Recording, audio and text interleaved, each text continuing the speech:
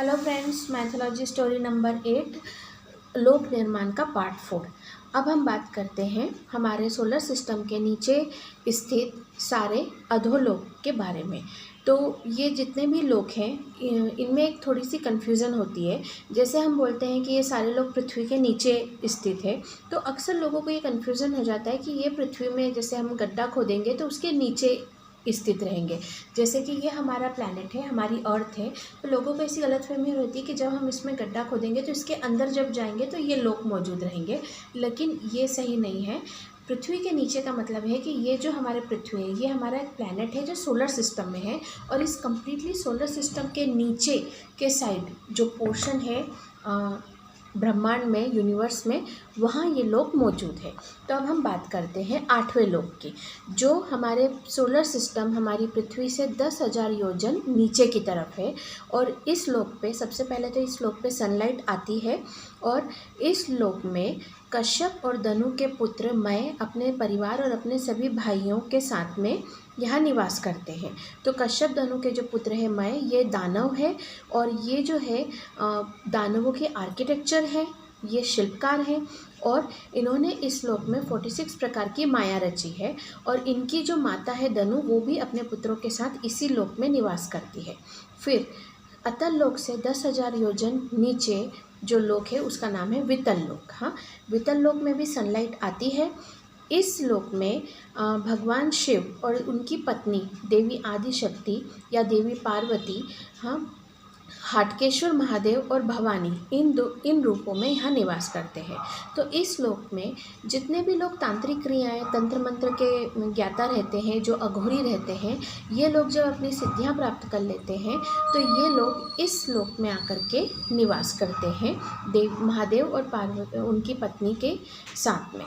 उसके फिर 10,000 नीचे सुतल लोक है। सुतल लोक में भी सनलाइट आती है। तो इस लोक में जब भगवान विष्णु ने वामन अवतार लिया था, और वामन अवतार ले करके उन्होंने राजा बलि को आशीर्वाद दिया था, तो ये जो लोक है ये राजा बलि को उन्होंने गिफ्ट कर दिया था, दे दिया था।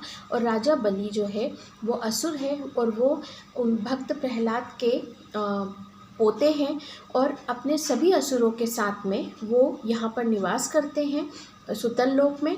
और जो सुतल लोक है वो काफ़ी खूबसूरत है, मतलब वहाँ पे जंगल, पेड़ पौधे और काफ़ी अच्छे महल वगैरह, उनकी सुख सुविधाओं का सारा सामान है। इस तरीके से वो वहाँ पर बहुत ही सुखपूर्वक अपना जीवन व्यतीत करते हैं। फिर सुतल लोक से 10,000 योजन नीचे तलातल लोक है। तो ये जो तलातल लोक है ये यहाँ पर सनलाइट नहीं पहुँच पाती, क्योंकि ये काफ़ी सोलर सिस्टम से काफ़ी नीचे हो जाता है। और जो दानवमय थे, जो कश्यप और दनु के पुत्र थे, उन्होंने इस लोक पर अपना अधिकार जमा लिया, मतलब अपना कब्जा कर लिया। इस तरीके से दानवों के पास अतल लोक और तलातल लोक, ये 2 लोक हो चुके थे। फिर तलातल लोक से 10,000 योजन नीचे जो लोक है उसका नाम है महातल लोक।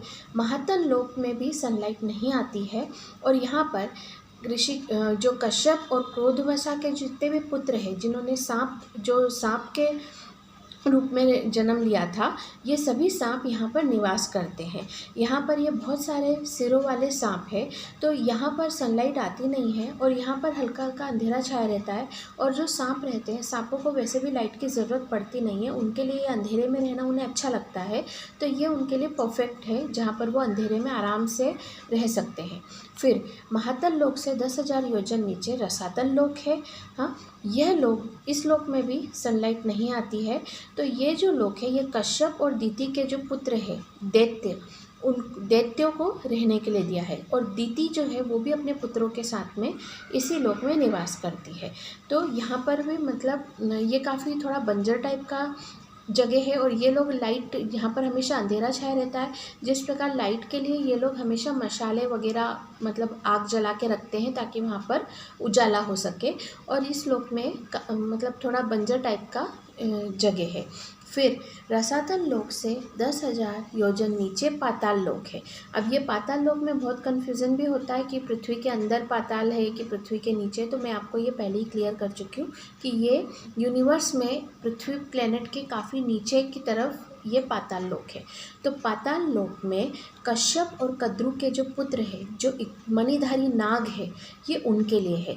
यहाँ पाताल लोक में भी सनलाइट नहीं आती है, लेकिन ये जितने भी नाग हैं ये सभी इच्छाधारी नाग है। ये अपना इच्छा अनुसार अपना रूप बदल सकते हैं और इन सभी के पास नागमणि है।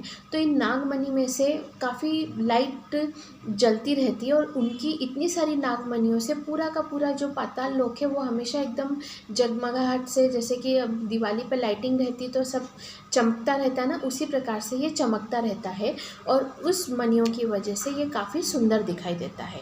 अब पाताल लोक से नीचे की तरफ दक्षिण दिशा तरफ है यमलोक। यमलोक या जिसे हम नरक बोलते हैं, नरक है। तो यहाँ पर भगवान सूर्य भगवान के जो पुत्र है यमराज, ये यहाँ पर राज करते हैं और यहीं पर नरक है जहाँ पर जो पापी आत्माएं हैं वो आती हैं और वहाँ पर इनको उनके पाप के अनुसार उनको दंड दिया जाता है। यमलोक के साथ उनका परिवार भी निवास करता है और साथ ही साथ जो चित्रगुप्त है, जो सभी प्राणियों का हिसाब किताब रखते हैं, वो यहाँ पर निवास करते हैं। अब नरक लोक से नीचे है एक और लोक जिसे बोलते हैं पितृलोक। तो पितृलोक में वो आत्माएं रहती है कि जहाँ पर मतलब जिन लोगों ने एक बहुत ही सामान्य जीवन जिया रहता है, जिन्होंने ना ही इतने पुण्य कर्म किए रहते कि उन्हें स्वर्ग मिले और ना ही इतना पाप कर्म किए रहते कि उन्हें नरक मिले। तो जब मृत्यु के बाद जो आत्मा रहती है वो अपने पुनर्जन्म के इंतजार में पितृलोक में निवास करती है। तो पितृलोक में निवास करने वाली जितनी भी आत्माएं रहती है, जब तक उनका पुनर्जन्म नहीं होता, क्योंकि पुनर्जन्म कब होगा, कहाँ होगा, ये सब कुछ ब्रह्मदेव डिसाइड करते हैं, तो वो इस पितृलोक में निवास करते हैं और उनके पास उनकी मेमोरी रहती है, मतलब वो कौन है, उनका नाम क्या है, उनका परिवार कौन सा है, और वो अपने लोक में बैठे बैठे अपने परिवार पे नज़र भी रख सकते हैं। मतलब वो अगर चाहे तो अपने परिवार के लोगों को देख भी सकते हैं। ये जो जितनी भी आत्माएं हैं ये पितृलोक में निवास करती है। उसके नीचे आता है गोलोक। गोलोक जो है ना, जब द्वापर युग में भगवान विष्णु ने कृष्ण का अवतार लिया था, तो जब ये उन्होंने अवतार का अंत किया था, तो जितने भी देवी देवता थे उन सब ने उनसे प्रार्थना की थी कि आप जब गोकुल में वृंदावन में निवास करते थे, तो जो इस तरीके से यशोदा और नंद बाबा के साथ में और राधा के माता पिता और सभी गोपियों के साथ में आप जब निवास करते थे, तो हमें वो बहुत अच्छा लगा था और हम चाहते हैं कि आपका हमेशा हम उस रूप में हम आपको एक बार देखना चाहते हैं। तो भगवान विष्णु ने योग माया की मदद से ये गोलोक का निर्माण किया था। तो गोलोक जो है वहाँ पर पूरा मतलब कृष्ण, राधा, उनके पूरे परिवार, उनके सभी गोपियाँ और पूरा का पूरा जो इल्यूज़न है, जैसा कि पृथ्वी पे उस समय हुआ था, बिल्कुल वैसा का वैसा सब कुछ वहाँ पर है। और ये लोग वहाँ पर एक रिपीटेटिव डे करते रहते हैं, मतलब यहाँ पर कुछ समय नहीं, बस एक ही जैसे रिपीट करते रहते हैं ये लोग। जैसे सुबह उठना, अपनी दिनचर्या पूरी करना, गायों को चराने ले जाना, आपस में हंसी मजाक करना, इस तरीके से ये यहाँ पर चलता रहता है।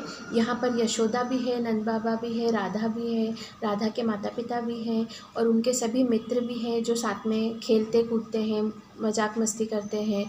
और जो लोग, जो आत्माएं, मतलब जो मनुष्य जो है, जो कृष्ण के और राधा के भक्त रहते हैं और अगर उन्होंने अपनी भक्ति से इन्हें प्रसन्न कर लिया होता है, तो मृत्यु के बाद में वो लोग भी इस गोलोक में आकर के अपने आराध्य देवी देवता राधा कृष्ण के साथ में निवास करते हैं और उन सभी लीलाओं का आनंद लेते हैं।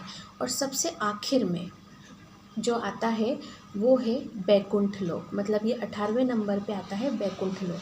तो बैकुंठ लोक में तो भगवान विष्णु देवी लक्ष्मी के साथ में निवास करते हैं।